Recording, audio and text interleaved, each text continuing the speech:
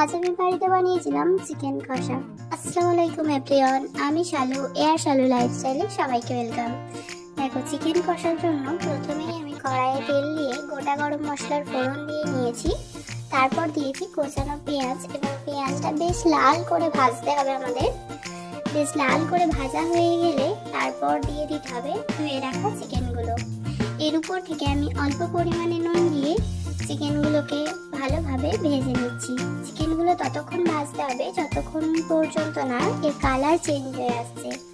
Colour change হয়ে এলেই এর মধ্যে আমি অ্যাড করে দিচ্ছি একটা বড় সাইজের পেস্ট করা পেঁয়াজ, আর কাশ্মীরি লাল লঙ্কার গুঁড়ো, জিরে ধনে গুঁড়ো, আর ঝালের জন্য লঙ্কার গুঁড়ো অ্যাড করে দিতে হবে। এরপর এই চিকেনটাকে ভালোভাবে নাড়াতে হবে। বেশ কিছুক্ষণ নাড়িয়ে নেওয়ার পর এর মধ্যে অ্যাড করতে হবে আদা রসুনের পেস্ট। এই আদা রসুনের পেস্ট দিলেই আমাদের সমস্ত রকম মশলা দেওয়া শেষ হয়ে যাবে। এরপর শুধুমাত্র চিকেনটার টেস্ট পাওয়ার জন্য আমাদেরকে ভালোভাবে কষাতে হবে। আমি চিকেনটাকে ভালোভাবে কষিয়ে নিয়েছি, দেখো আমার কষানো হয়ে গেছে। এরপর অ্যাড করতে হবে একটা মাঝারি সাইজের টমেটো কোচানো।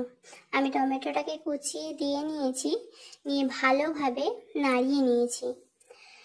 বেশ কিছুক্ষণ ধরে টমেটোটা দিয়ে নাড়ানোর পর আমি ধনেপাতা অ্যাড করছি, এবং ধনেপাতা দিয়ে অল্প কিছুক্ষণের জন্য ফুটিয়ে নিয়ে আমি চিকেনটাকে নামিয়ে নেব।